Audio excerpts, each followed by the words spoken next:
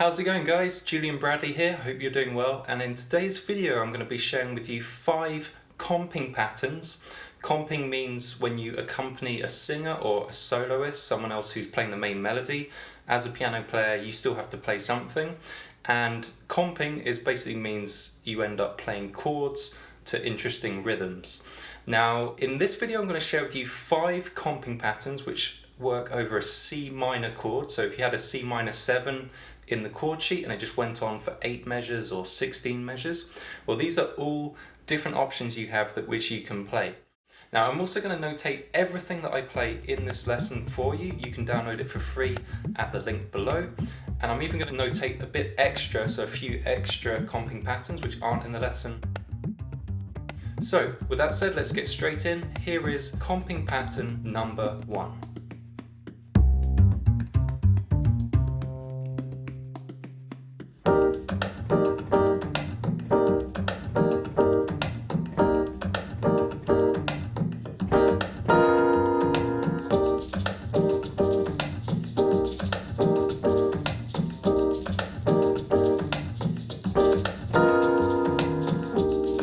Okay, so let's take a look at this. This is basically for a C minor 7 chord. I'm playing it as a C minor 9 voicing. I started out voicing it like this. I think I actually played the 7th in the left hand as well. So this voicing is root, minor 7th, minor 3rd, 5th, minor 7th again, and 9th.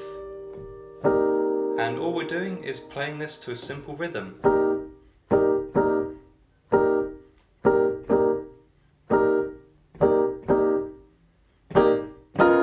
Until we get here, this is just for some variation. I'm playing basically a D flat 7 chord. So D flat is the root of the chord. The minor 7th is B, or C flat I should spell it as. F is the major 3rd. B flat is the 13th of the chord. And then in the top note we have E flat, which is the 9th. And this is a 4th voicing.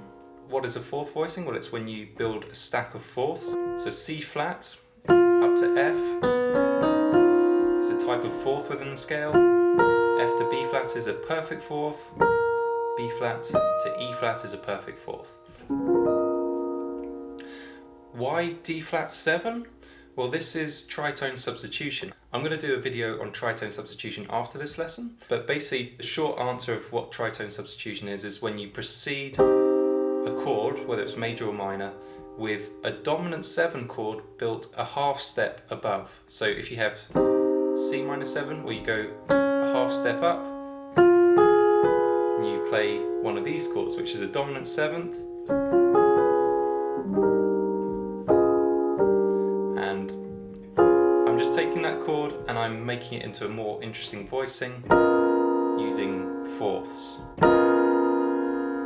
And then the other thing is that I'm playing quite quietly throughout, apart from the tritone substitution part at the end. This I'm playing loudly.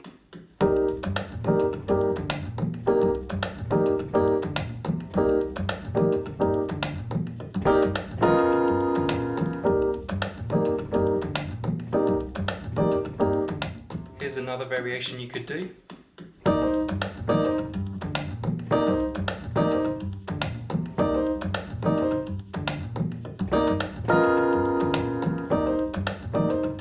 So all I'm doing is I'm taking the same voicing, although actually I was leaving out the 5th and 7th from the C minor chord there. I was just stripping it down and playing root 7th, 3rd and 9th.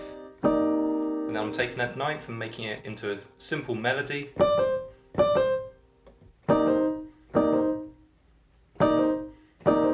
So that's just a simple variation which you can also do, and that is comping pattern number 1.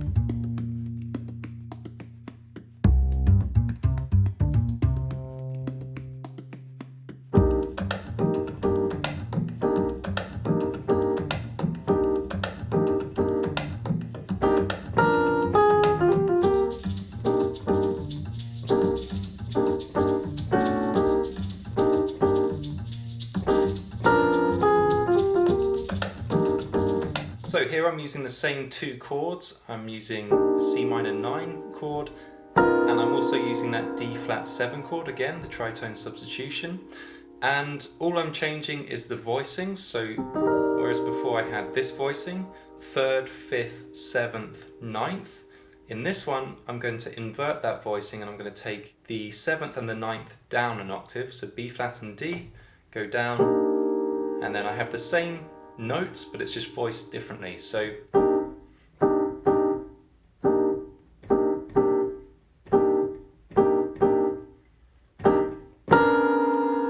this, the D flat 7, so I have the root, the 3rd, the 7th of the D flat 7 chord, but then I have D. Do you know what chord extension this is in relation to D flat?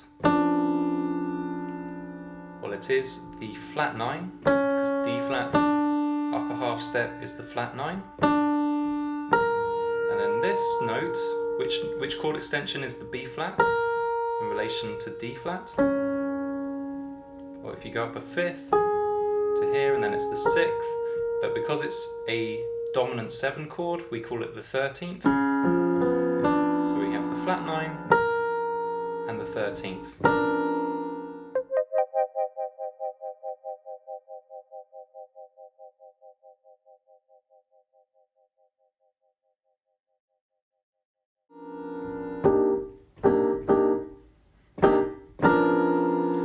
And it's kind of optional if you play the 3rd. Sometimes I just do this. And this is just a nice clashing chord. You play it loudly, and you come back down and play quietly. Now you're probably wondering about the nice lick which I end with. So all I'm doing, playing this nice chord voicing, and then little grace note here.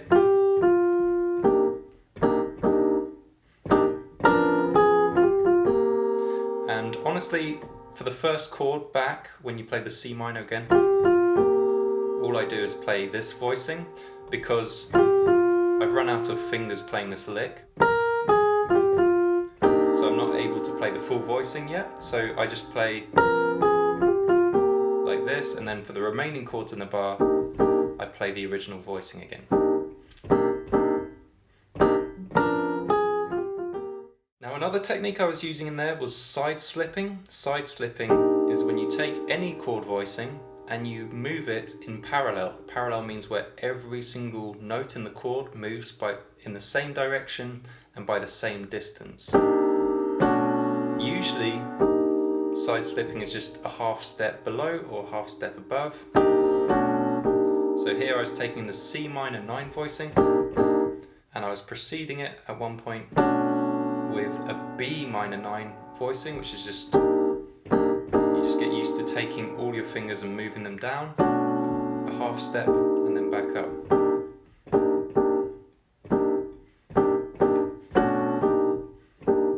And notice how I'm playing the side slipping chord louder, accented, and then back to playing quietly for the C minor 9.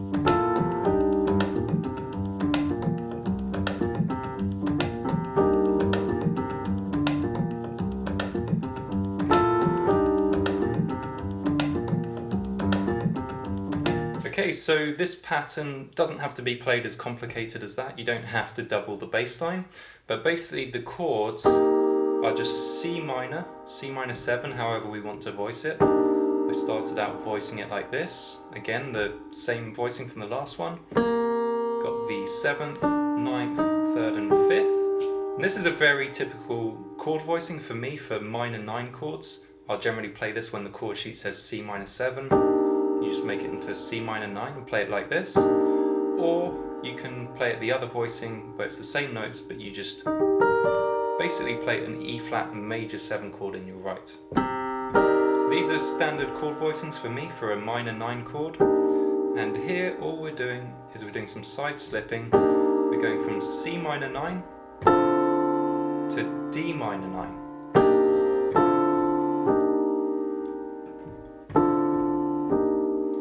And whenever you play these two chords, so C minor 7 and D minor 7, the scale that you're outlining for your solo is C Dorian Scale.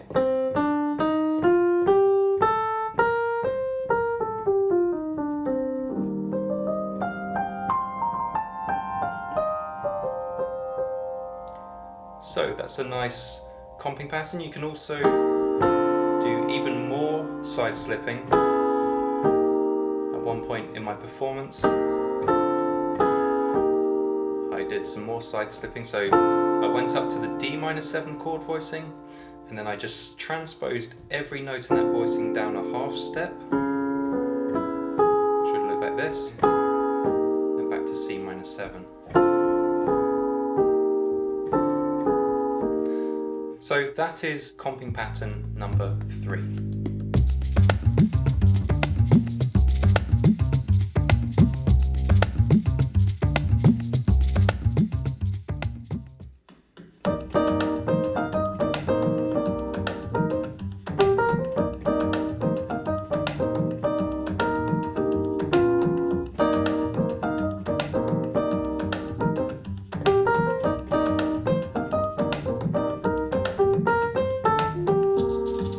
Okay, so this one is probably the most technically difficult to play, and really I'm more interested in sharing the technique here than the actual notes. Basically what I'm doing is I'm just playing the same chord in the sort of lower parts, which is just playing a root, 7th and 3rd of C minor 7, and the goal is to play these kind of quietly, but in the sort of top note we're going to make a simple melody just from the notes of C minor scale. But you could make different melodies, of course.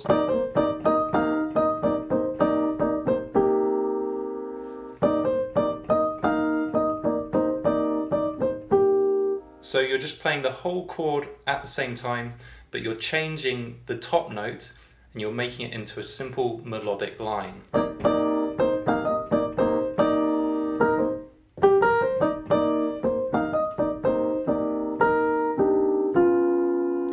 And then for this descending pattern, all I'm doing is trying to create some variation so that I'm not playing the exact same 2-bar loop. So every 4th bar, I was playing this sort of descending set of voicings. The first 3 voicings are just C minor 7 voicings, and I'm just changing the voicing to have this sort of sense of going down the keyboard. And then just for a final bit of variation, I do a bit of tritone substitution, just to change the chord so that we're not just hearing C minor 9 for 8 measures or 16 measures. We just change it up and we play D flat, minor 7th and the major 3rd of D flat, just outlining that nice D flat dominant 7.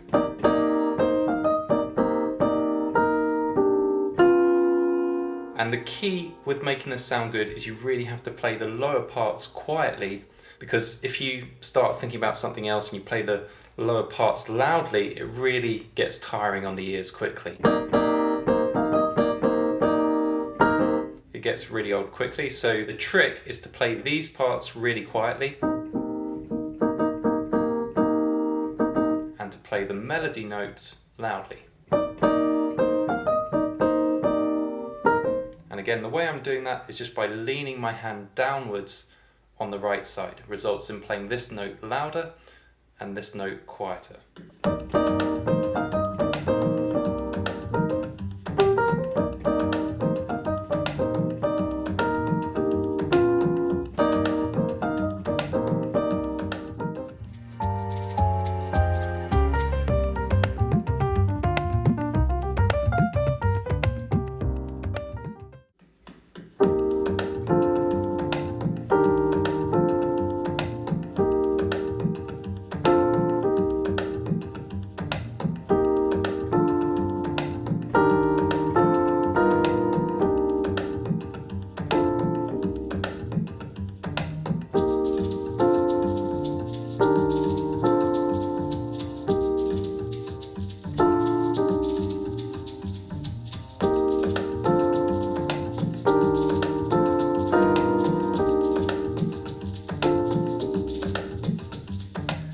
Okay, so this is the final comping pattern. It's quite simple to play, it's not difficult. But here, basically what we're doing is just playing a C minor 7 chord, going up, to a D minor 7 chord, going up again, to an E flat major 7 chord, and then coming back down through the D minor 7 chord again.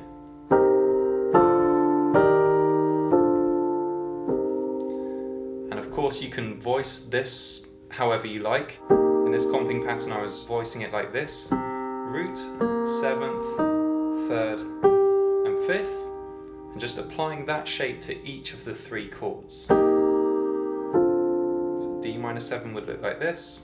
Then for E flat major 7 you just play the major 7th, so the major 7th of E flat is D, the major 3rd is G, and the 5th is B flat.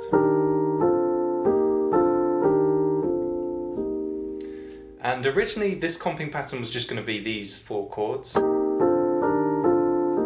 was just going to leave it there for you, but in preparing for this video I was just warming up and I made it a bit more interesting, as you'll hear. So